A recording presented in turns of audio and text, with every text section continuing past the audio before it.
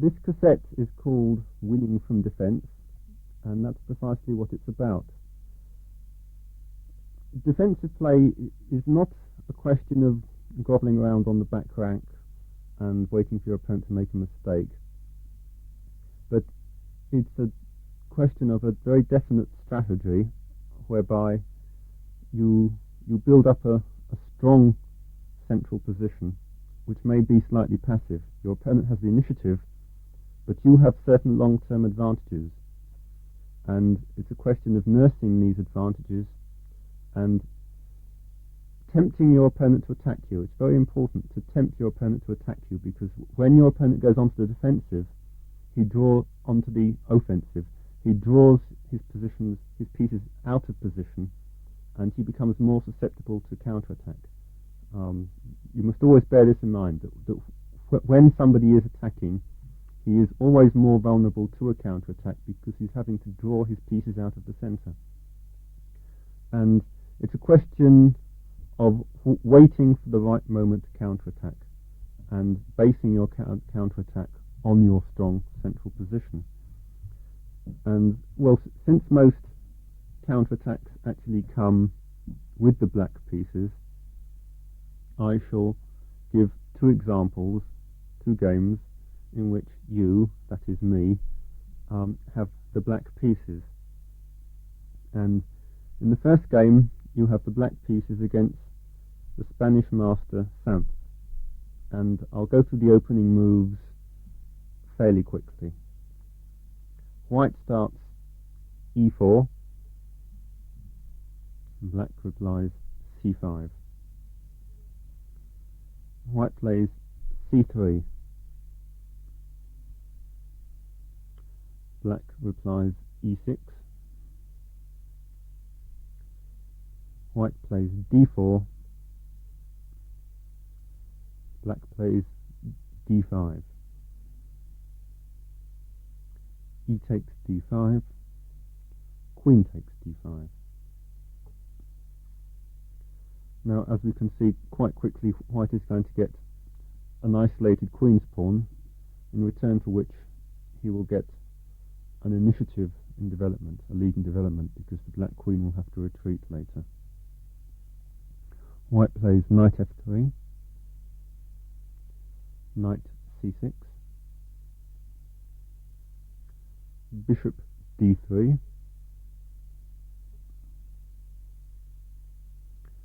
c takes d4, and white plays c takes d4, knight f6 by black, knight c3, and the black queen retreats to d6. This is probably the best square. White castles. Black bishop to e7. White queen to e2.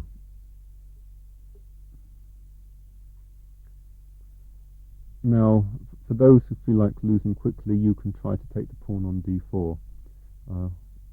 It's very dangerous. So, black castles. And white plays rook to d1. And this is the position in diagram 1. Now, it's obvious here that you certainly cannot take the d-pawn here. Last move it would have simply been dangerous. Here it's impossible.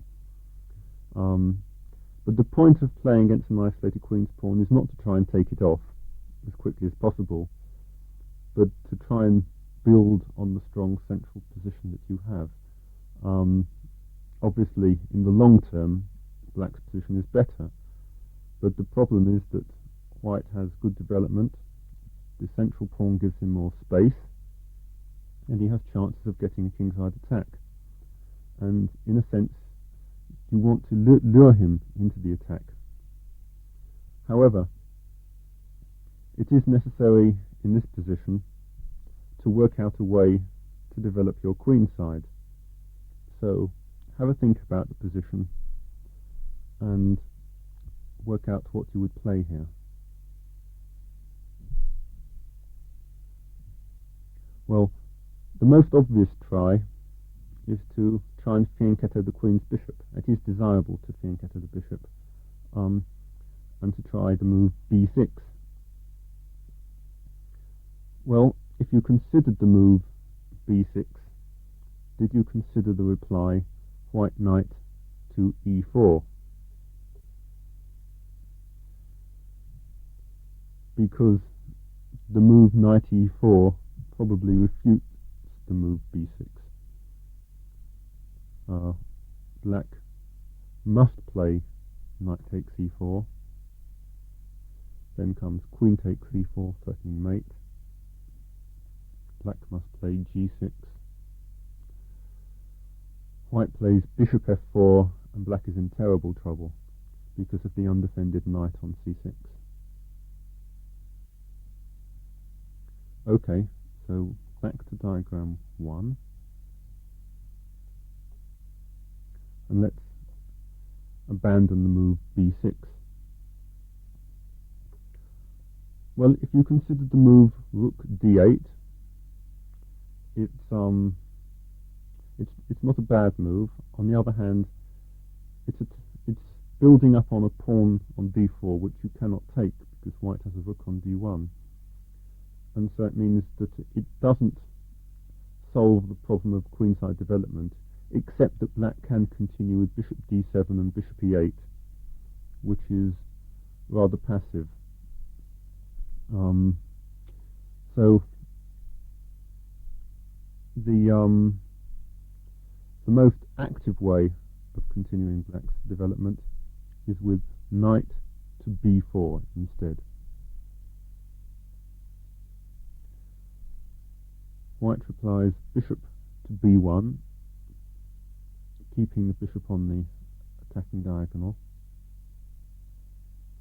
And now black plays b6. Now, there's a tactical point behind the move b6, and see if you can work it out.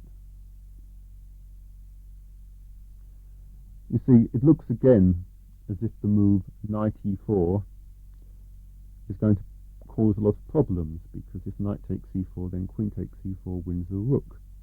It threatens mate and the rook on a8. However, black has the Zwischenzug bishop a6.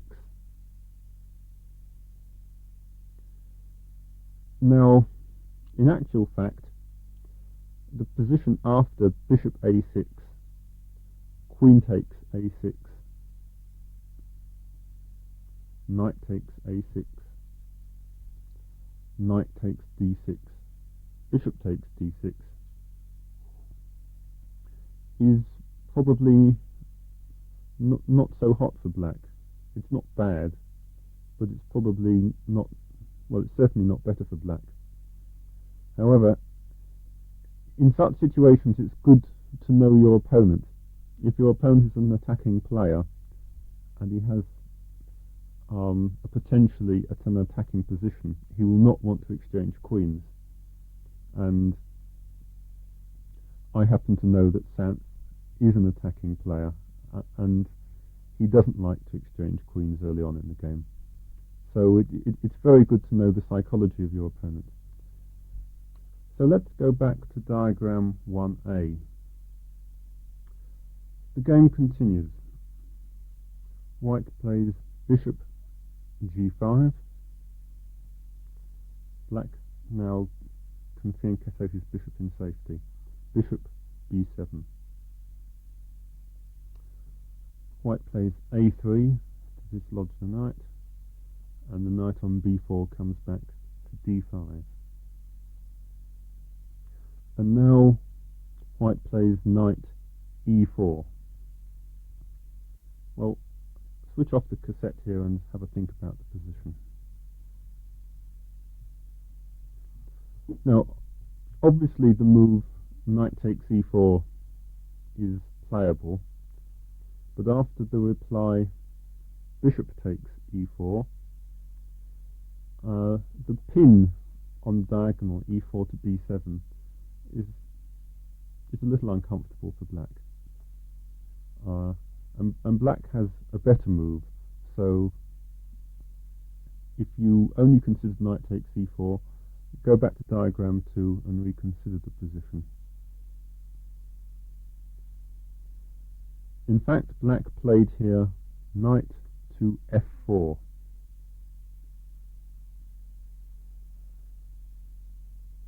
Now, obviously, white cannot play knight takes d6 because knight takes e2 is check.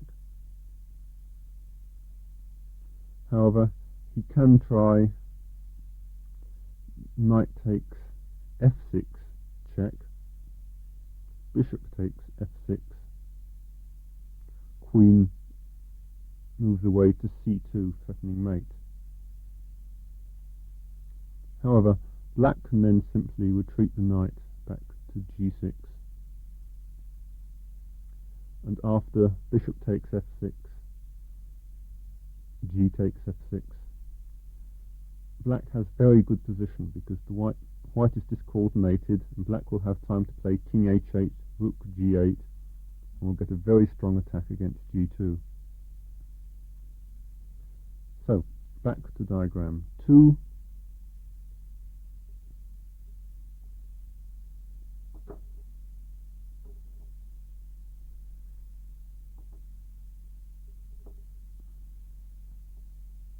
And black plays knight f4.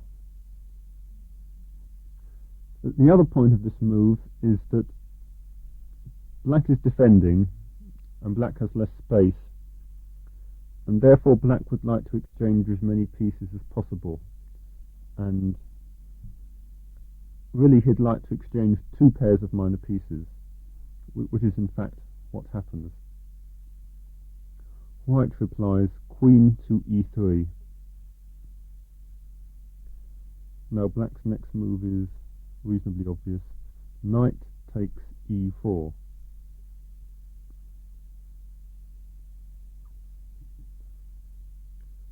White played bishop takes e7. Black queen takes e7.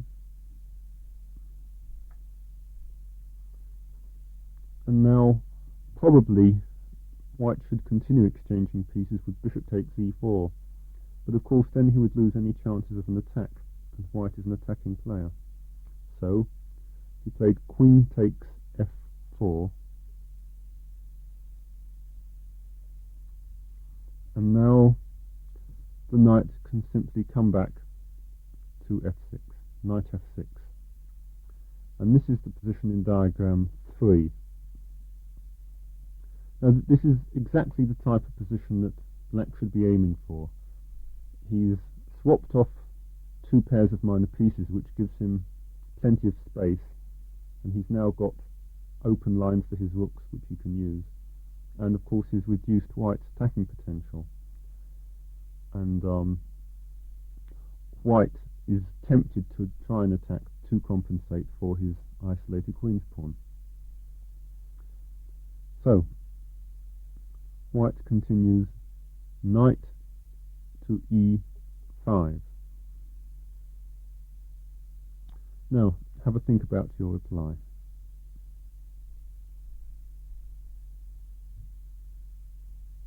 Well, obviously, black wants to bring his rooks into play, and either rook c8 or rook d8 are good moves. In fact, the move rook f d8 is slightly better, and rook f d8 is played. Now, well, see if you can guess white's next move. You probably won't, but have a go.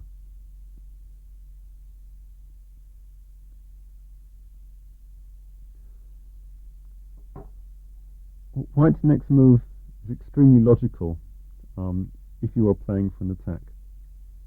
He played the move a4, and the idea is to play rook a3 and introduce the rook into the attack on g3 or h3, because white has some problems with his bishop on b1 blocking his rooks, and he wants to coordinates his rooks in an unusual way. Well, given that white's plan is rook a3 and rook g3, switch off and work out how you intend to combat this.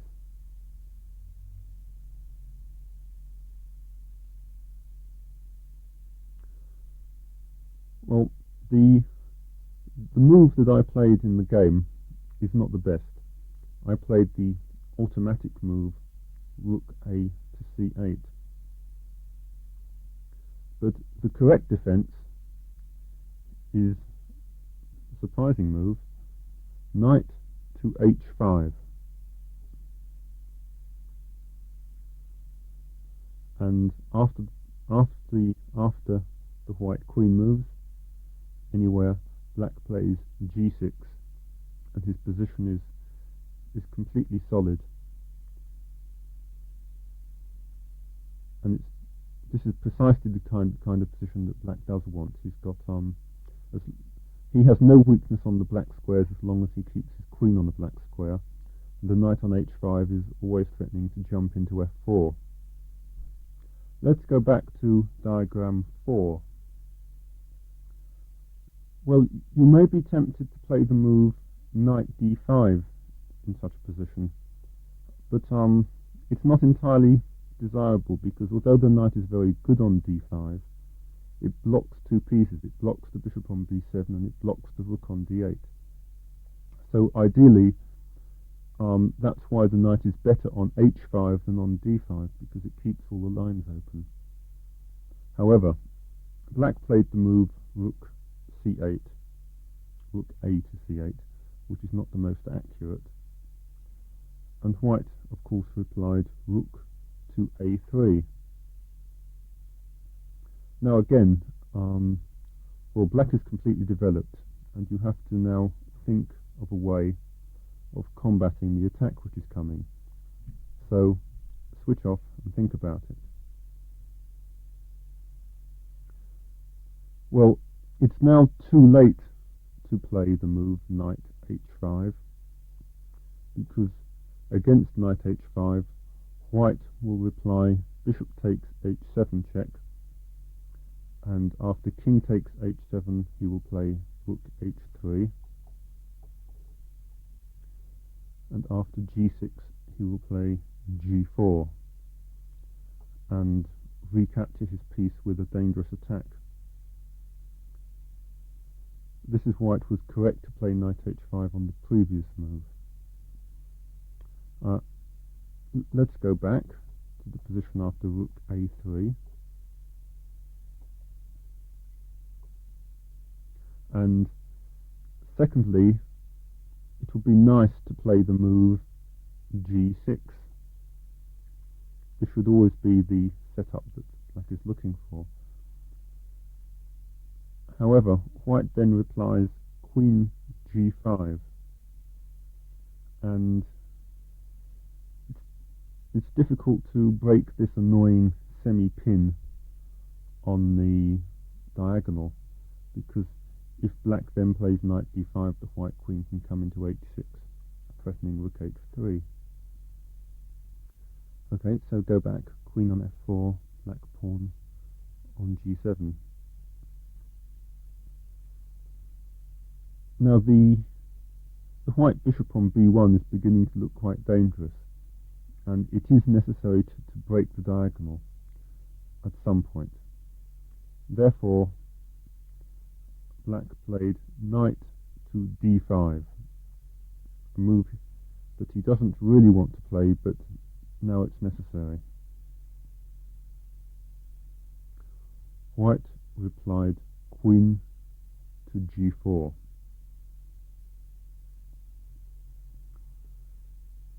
And now black plays f5. You may find this move strange, but it cuts the bishop on b1 out of the game, and it gains a tempo, and the weakness it produces on the e-file can be compensated by the fact that white has weakened himself on the queen side. The move a4 produces a lot of weak squares on the queen side. And so black can afford one weakness in order to stop the attack. Defensive chess is a question of timing. You have to time your counterattack correctly. And this is the correct time to hit back. If you give white one more move, he'll have his rook over on the king's side, and the attack will genuinely be dangerous. So it's necessary to strike back before he succeeds in coordinating his attack. So the white queen retreats to g3, and now consider your next move for black. Well, the move queen b4 cries out to be played, and it was played, and it seems to win a pawn because it threatens not only queen takes b2, but also queen takes the pawn on d4 because the white back row is undefended. So now change sides and see if you can find defense for white.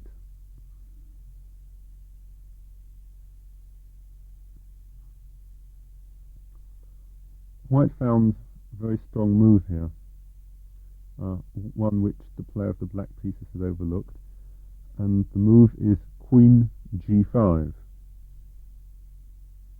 If you don't see the point of the move, then switch off and study the position again. The point is the following. The queen on g5 defends the square c1, so queen takes d4 is no longer possible. And secondly, if black takes the other pawn, queen takes b2, then white plays rook g3, and you'll see that it's quite simply impossible to defend the square g7.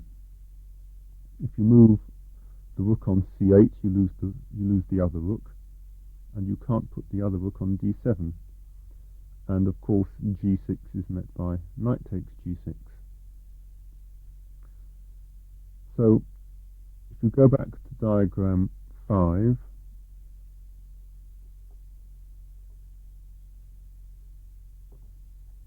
and white played the move queen g5. So black came back, queen e7. It's necessary to expel the queen. Well, white does not want to exchange queens here, firstly because he's weakened his queen side, and he's still got the isolated queen's pawn, and the outpost on e5 is not such good compensation. So he retreated his queen, and he tried to improve his position by retreating the queen to d2, because he's now worried about the b4 square. And now came a repetition of moves. Queen, black queen to b4, white queen to g5, black queen back to e7, white queen back to d2. Okay, you've gained some time on the clock. Now have a think about the position and decide on your next move.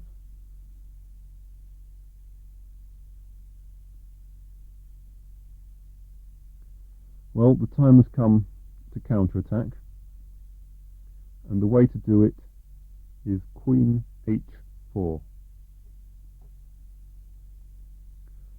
This is a strong move because it threatens both knight f4 and queen f4. The square f4 is very important for black's counterplay. White replied bishop to a2, quickly getting his bishop onto the weakened diagonal. And now again, switch off and think about your move. Okay, the time has come to go onto the counter-attack. Knight to f4. Now this is the position in diagram 6, and switch off and try and work out what all of black's threats are.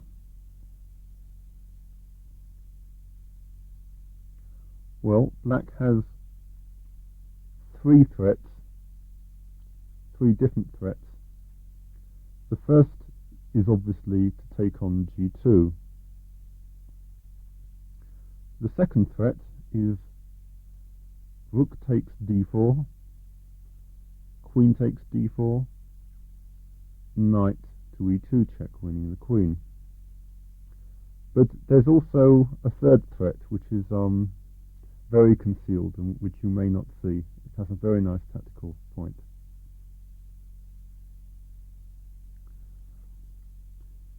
The third threat, or semi-threat, is the move rook c1. And if you didn't see this idea, switch off and try and work out what the idea is. Well, obviously white cannot take on c1 with the queen because of knight e2 check. But what happens if he takes on c1 with the rook? And the answer is, black replies, queen g5, with the double threat of queen takes g2 mate and knight h3 check, winning the queen. So, back to diagram 6. So, what does white play? Well, he cannot play g3 because of, well, work it out. Queen h3, threatening mate, f3, forced, and now rook takes d4, winning because of queen takes d4, knight e2 check. Okay, so we're still on diagram 6. And a bit of investigation will reveal that white has no good defense. So he played rook e3, which stops the threat of rook takes d4 and unwittingly stops the possibility of rook c1. Okay, well, think about your next move.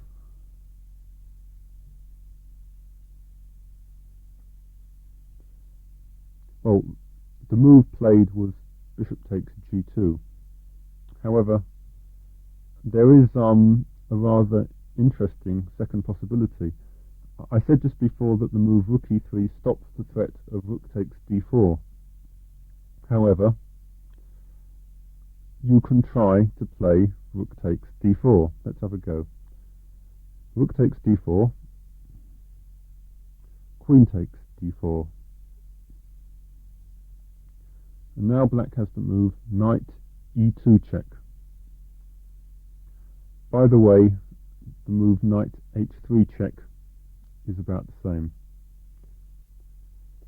White plays rook takes e2,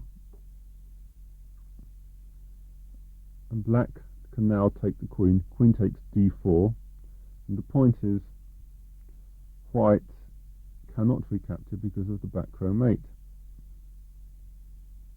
However, white plays bishop takes e6 check. King must come to f8. Knight to d7 check. King e7,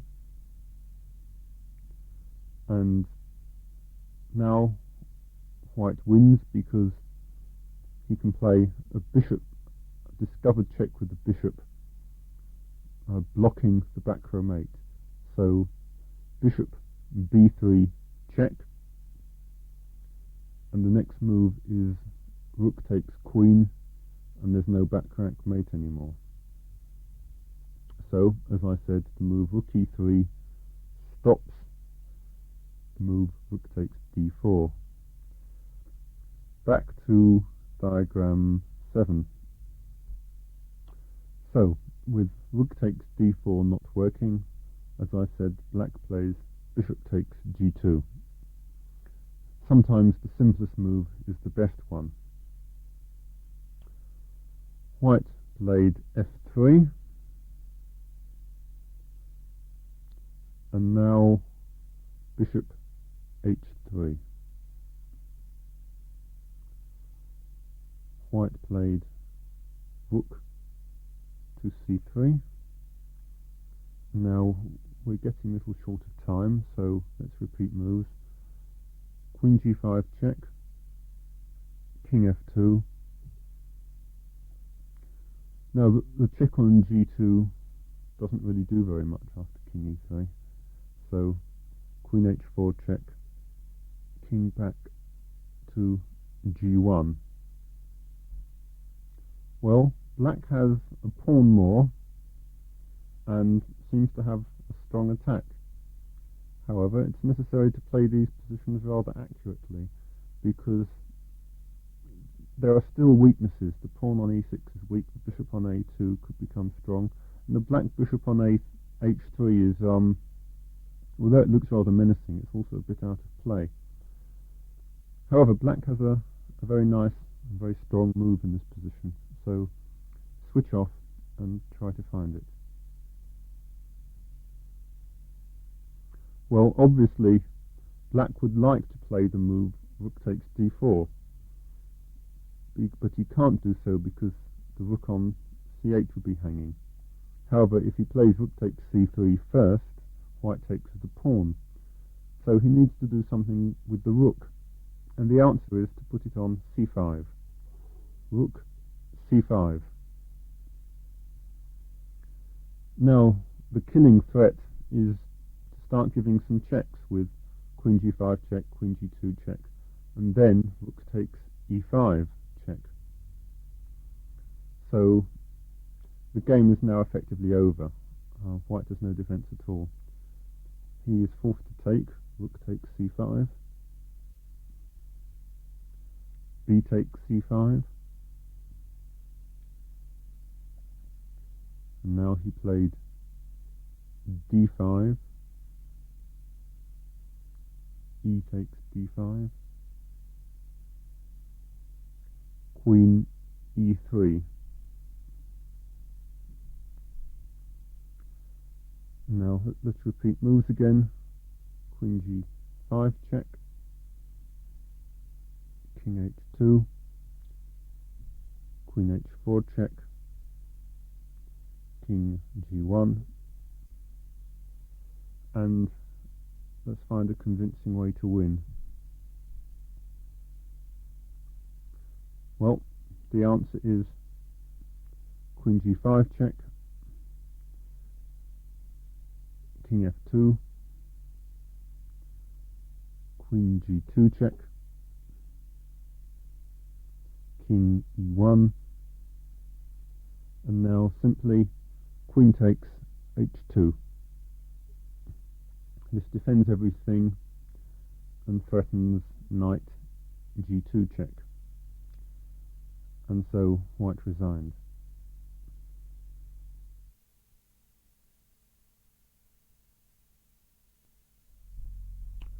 For our second example of defensive play, you have black against the Spanish player Bellon, another attacking player, and again I'll go through the opening moves fairly quickly.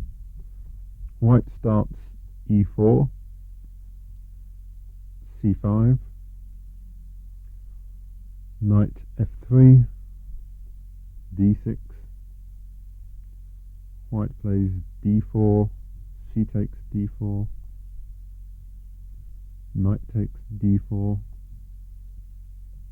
knight f6, knight c3, a6, the Najdorf variation. White plays f4, black queen to c7, and now white knight to b3. An unusual move, in fact a new one. He wants to, he doesn't want the move e5 to attack the knight. So black plays b5 instead. White bishop to d3, and now knight on b8 to d7. And here white lashed out with g4. So you can start defending now. Switch off the cassette player and think about your reply.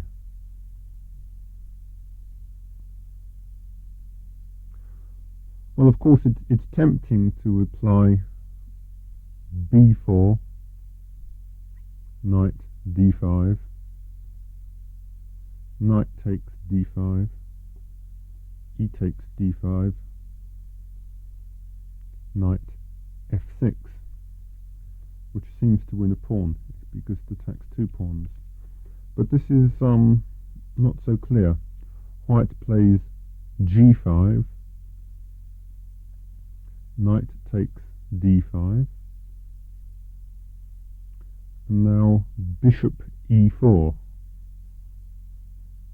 The reply e6 is now forced, and white plays bishop takes d5, e takes d5, and of course he doesn't take on d5 because of bishop b7, but simply plays bishop e3.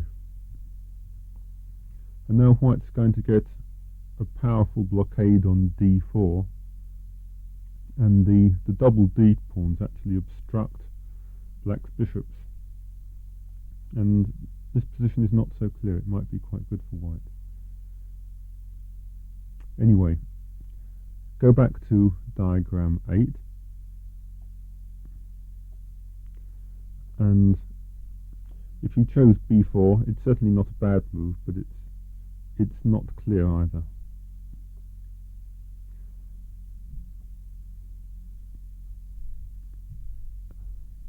If you considered moving the knight on d7 somewhere to give the knight on f6 a retreat, it's a bit passive.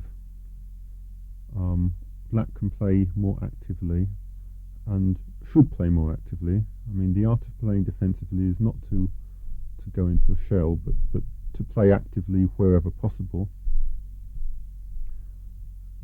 And so, simple reply, bishop b7. Now white plays g5, of course. And now black's move is b4. This is the point, and the point is that if white takes on f6, black takes on c3, and now if white takes on e7, black plays bishop takes e7, and black is very well developed, and the white position is very exposed. So instead of this, after b4, white played an interesting idea. Knight to b5, black is forced to take, a takes b5, and now white takes on f6, and g takes f6, knight takes f6, and now white does not play the obvious bishop takes b5 check, against which bishop c6 is a very good reply because it leaves white's king pawn hanging.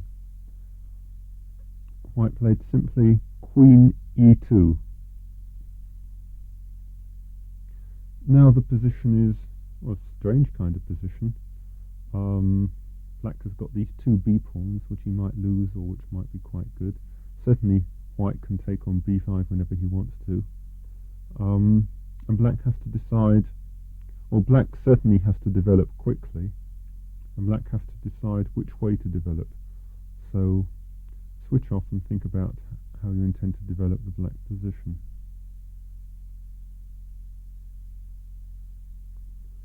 Well, definitely the best way to develop is with e6. This is stronger than encountering the bishop with g6, because in the long run you will need to defend the pawn on b4, and so you need the bishop on the f8 to b4 diagonal. Now, there's no need to be afraid of bishop takes b5 check, because bishop c6 is still a good reply, and if white pins with queen c4, you can simply unpin with rook c8. So white played knight to d4. The idea, of course, is, well, firstly, in some lines he may want to take on b5 with a knight, and secondly, when bishop takes b5 check happens, you cannot now interpose the bishop.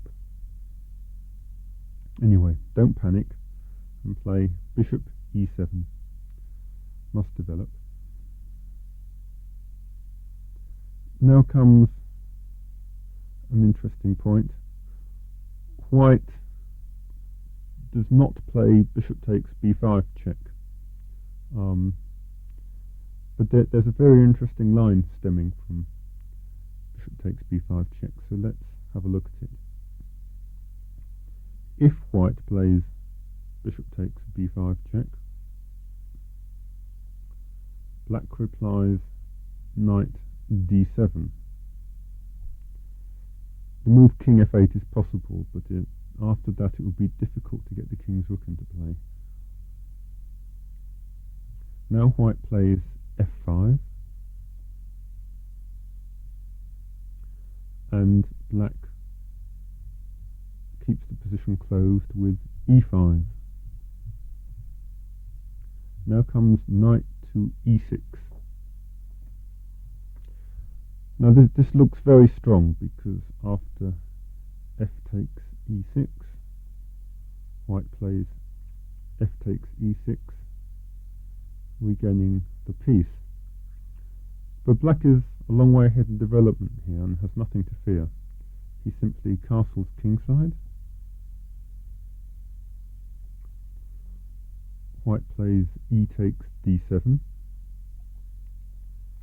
now a check on h4, bishop h4 check, and the white king must go to d1. Now, as long as black remembers not to play rook f2 too quickly, at the moment rook f2 can be met by queen c4, which is check, exchanging queens. However, if black in this position plays d5, with the threat of rook f2, he has a terrific attack, terrific counter-attack. So it's this variation that deters white from playing bishop takes b5 check. Okay, so let's go back to diagram 9.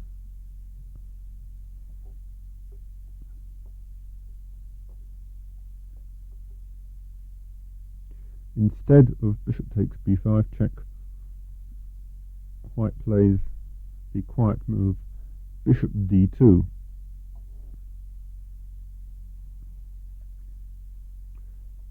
Well, there's no point in worrying about whether he's going to take on b5, b4, or play e5, or there's no point worrying about what white's going to do at all. You have to castle. So, castles.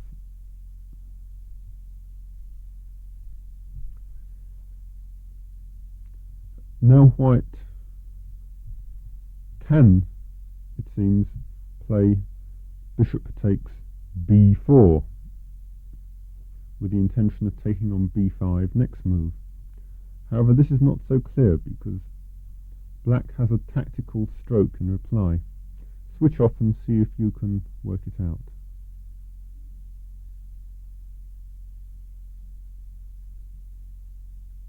In reply to bishop takes b4, black can play the following.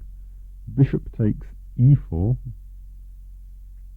bishop takes e4, knight takes e4, queen takes e4, and now d5, hitting the queen and threatening bishop takes b4 check. Now there's a slight complication here in that white can play knight takes b5, attacking the black queen. But this is not serious. Black has two possible moves here. He can either play queen b6, which guarantees the return of his piece, or he can play queen to d7, and after the move queen d4, he plays neither bishop takes b4 check nor queen takes b5, both of which lose a piece, but rook a4, and again he is guaranteed of the return of his material. Anyway, white chose not to play bishop d2. Instead he played rook to g1, which reaches the position given in diagram 10.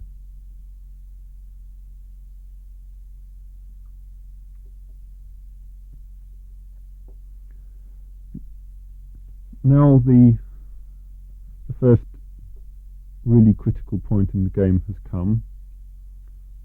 Black has completed his development, and he actually has a nominal pawn more, an extra b pawn. But there are a lot of white pieces pointing at the black king, and he's got the open g file, and black has to decide how he's going to counter these threats.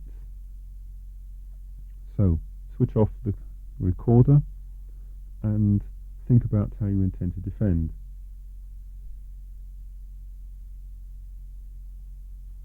Well, it's necessary to defend actively, and the way to do that is with what is the thematic break in the Sicilian defence, d5.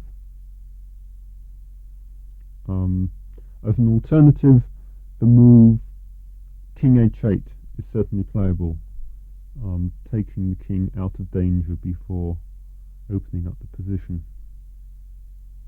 However, d5 is active and it's good. Now, white has obviously two possible replies, e takes d5 or e5.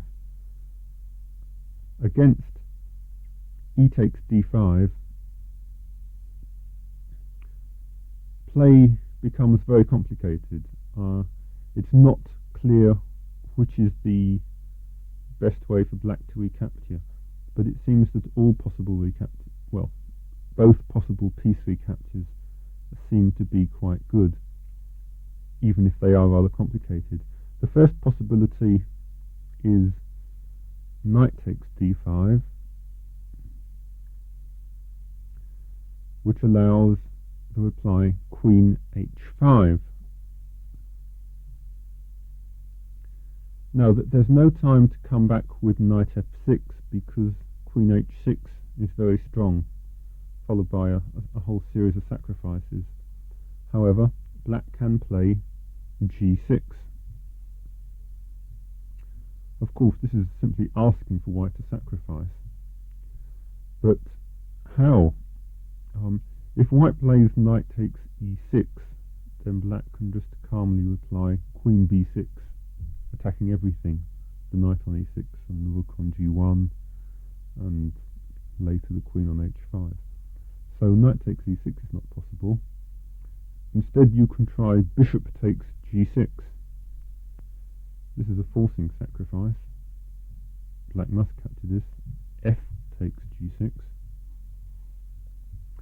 Rook takes g6. Check. Now if you take the rook,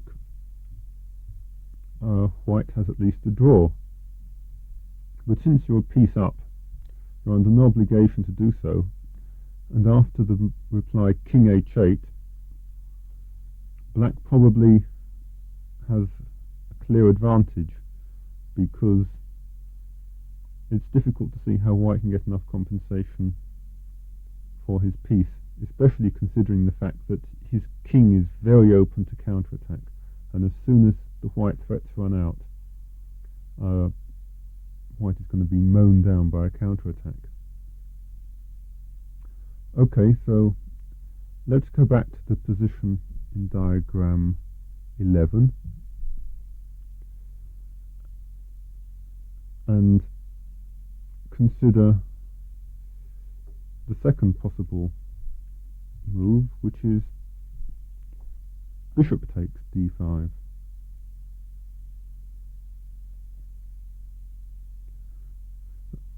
Now bishop takes d5 stops all this nonsense with queen h5, because the knight is maintained as a defensive piece. However, there's a slight problem with f5. What do you do after the reply f5?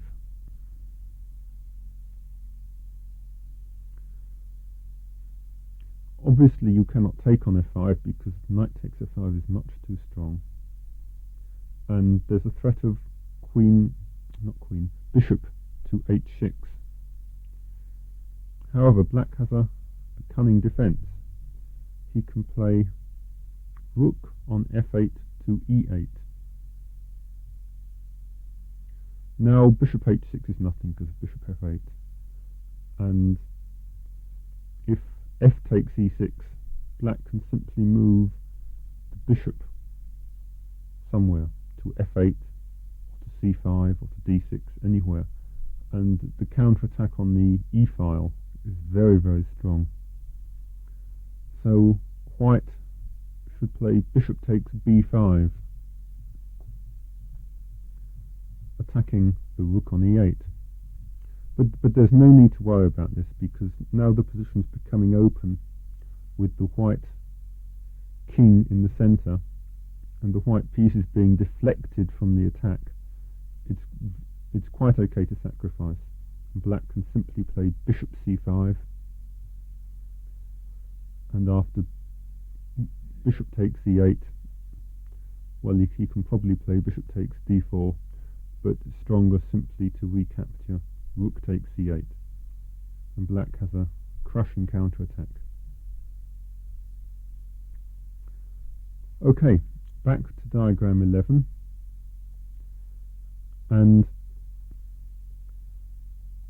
white decides, quite rightly, not to open the centre with he takes d5, but instead he keeps the position closed by pushing the pawn e4 to e5.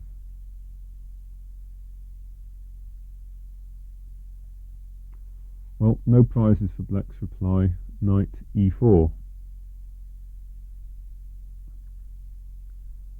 And now white plays queen to h5. Well, with a new type of position has developed, and one in which white seems to have some attacking chances. So switch off the cassette and work out how you intend to defend the position.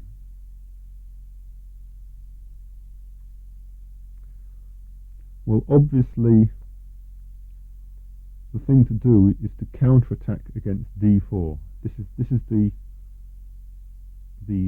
linchpin of white's position, and it's necessary to break the blockade on d4. For that reason, black would like to play bishop c5.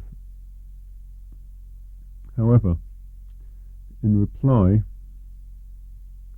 white can play simply bishop takes e4, d takes e4, rook takes g7 check, with at least a draw. So, if you're playing to win, the move bishop c5 does not come into consideration, and therefore it's necessary to play the move g6.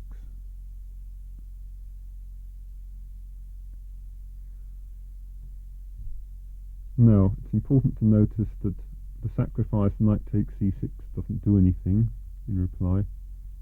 The simplest refutation is, after knight takes e6, simply to play queen b6, attacking the rook on g1 and the knight on e6, and white has no defense. So, after g6, white has to somehow bring his pieces into play, and he has the problem that he can't castle queenside because of the open a file. He can take a pawn on b5, but that is essentially irrelevant to the position. So instead he connects his rooks with the move king to e2.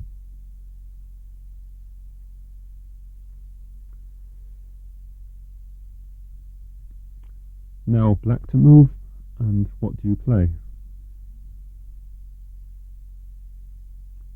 And the answer is bishop c5, according to plan.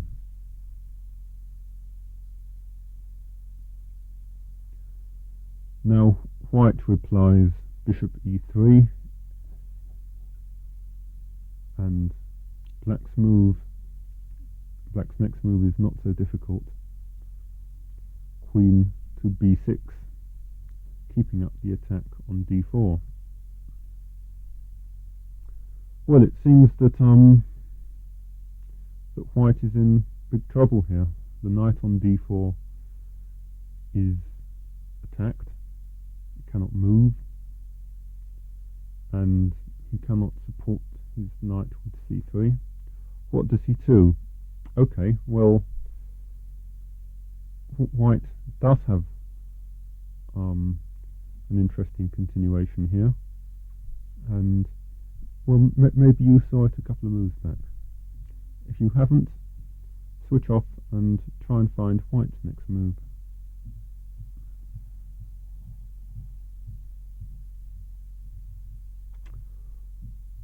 White played f5, a move which is forced, but it's quite a reasonable move.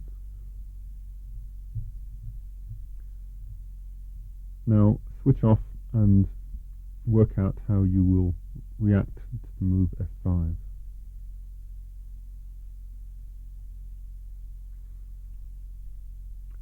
Well, I'm sorry, it's not good to take the piece. If bishop takes d4, then white plays f takes g6.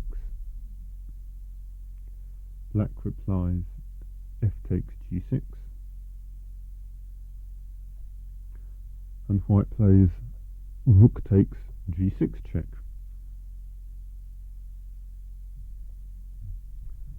Now, of course, if you take the rook, then you get mown down by queen takes g6 check and queen h6 check and rook g1 check, etc. So maybe you were banking on the defense king h8. However, now you're in for a nasty shock. White plays simply rook h6. And how do you defend the square h7? Well, the answer is you can't. If rook f7, the rook is hanging. If queen c7, then white can simply recapture on d4. So it means that black is in a lot of trouble here, which in turn means that you shouldn't have been greedy and you should not have taken the knight. So let's go back to diagram 12 and play more conservatively. After f5, Black shouldn't be greedy, he should just play e takes f5. Now white must play knight takes f5. Now again, think about your next move.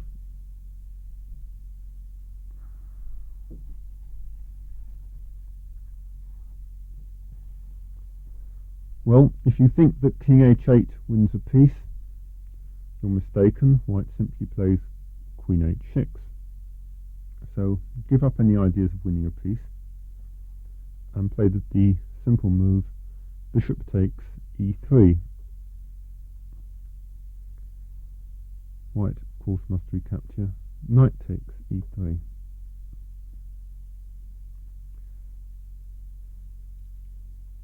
Now the defence is doing rather well.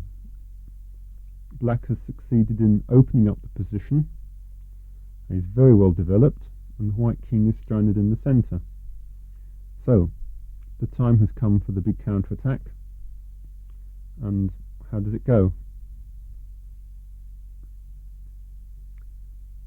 Well, unfortunately, the big counter-attack doesn't go, or should not go, as the game did. The correct move here is d4, which is very strong. The white knight cannot go to g4 because black can simply play pawn takes queen and the double check is nothing.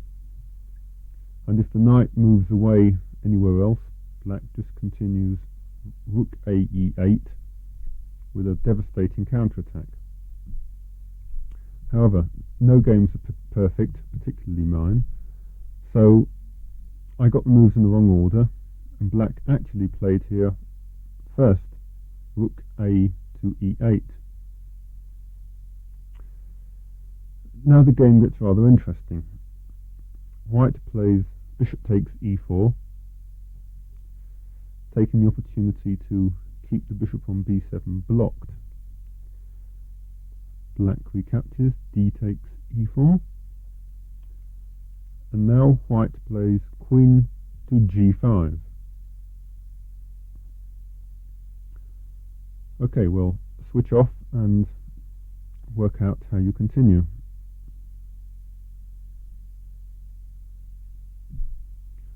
Obviously, black must keep up the attack on the e5 pawn. This is a critical pawn. And so played the move queen c5. However, white now comes up with a very interesting move. He can try here the move e6, because if queen takes g5, then e takes f7 check, and the ending is not clearly good for black.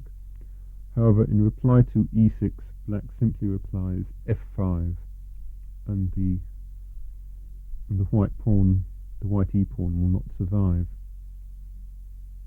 So instead, white played very interesting sacrifice. Knight to g4. Now, of course, black plays queen takes c2 check, and white plays king to e1. Okay, now you're 2 pawns up, but you're having to face an attack now. So work out how you intend to defend against it.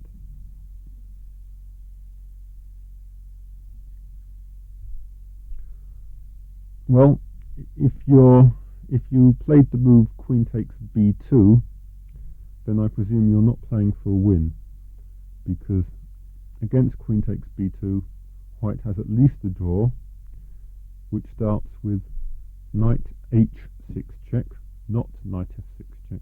Knight h6 check is stronger. Now the king cannot go to h8 because it's mate in 1, so king g7. Now knight f5 check. The king cannot go to h8 because this time it's mate in 2, so king g8. And we see that white has at least a draw. Okay, well, you may not be playing to win, but I am. So let's go back to diagram 13 and find something better.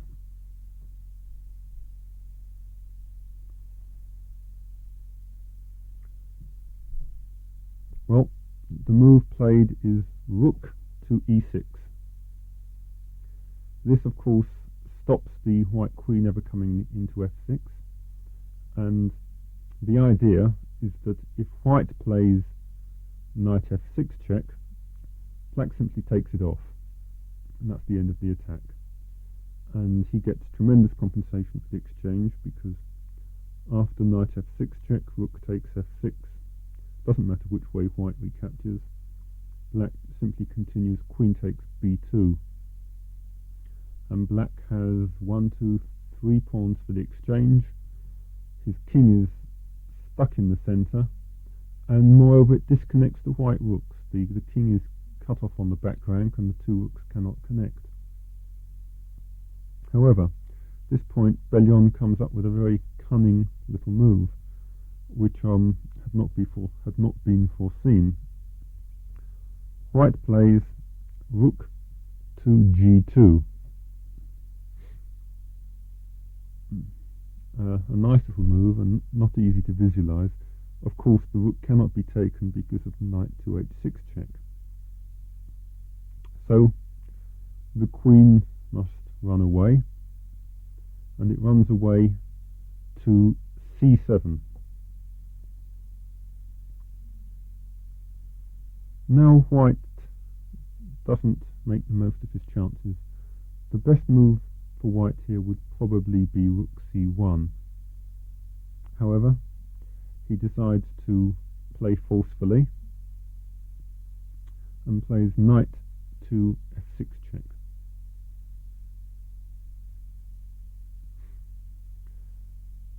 Now it would be premature to give up the exchange, because firstly, if you play rook takes f6, you are not collecting a third pawn for the exchange. And secondly, the white king is no longer cut off on the back rank, because the black queen has been kicked out. So it's necessary to move the king. You cannot play king h8, because the reply queen h6 wins outright, threatens two mates on h7 and f8. Therefore, king g7 is forced. Now white plays knight h5 check, and we're playing to win, so king h8. Now white comes in with queen h6, but don't panic, you can stop the mate just about. Rook g8, and now white knight comes into f6. So your turn to defend. Well, if you were thinking about rook g7, bad luck, because I'm afraid the reply knight takes h7 wins, because after rook takes h7 it's mate on f8. However, still don't panic. You've now drawn all the white pieces out of the centre, and it's quite safe to go up the exchange now. So rook takes f6, e takes f6, and your move again.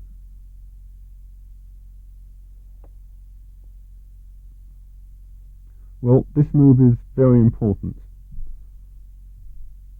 It's vital that you shouldn't give white a tempo to get his queen back into the centre. Therefore, if you were thinking about queen e5, or queen c5, or queen b6, or anything, give up, because white will reply queen g5 to all of these moves, particularly to queen e5, which is the most natural move. Queen g5 is a very good reply, because the endgame is not good for black at all. With the back rank weakness and the no useful passed pawn, the endgame is probably lost for black. Okay, so have another go. the correct move for black is queen to c6. This attacks the pawn on f6 and has the threat of e3 attacking the rook. Now here white should nevertheless play either queen g5 or queen f4. Probably queen f4 is correct, against which black plays e3. Rook g1 is necessary to stop the check on h1. And now rook comes into play to e8. And black has the advantage here because it's very difficult to coordinate the white pieces, and the passed pawn on e3 is very strong. There's a threat of queen c2. White has severe problems. Anyway, back to diagram 14. And here white, who is in time trouble, blundered. He played rook to f2 in order to defend the pawn on f6. Okay, now's the time to put the boot in. Yes, black plays e3. The pawn obviously cannot be taken because of the reply rook e8, so white must move the rook, and it goes to f4. Your move again. Well, did you fall for it or not? If you played anything which allowed queen takes h7 check followed by rook h4 mate, you should start playing bridge. In fact, black played g5, of course, stopping the threat and attacking the rook. The rook goes to f5, and now, well, the next move is not difficult. In fact, there are many winning moves. The simplest is queen to c2. This threatens the rook on f5, it threatens queen d2 check, followed by e2 check. Well, it threatens everything. And here white resigned.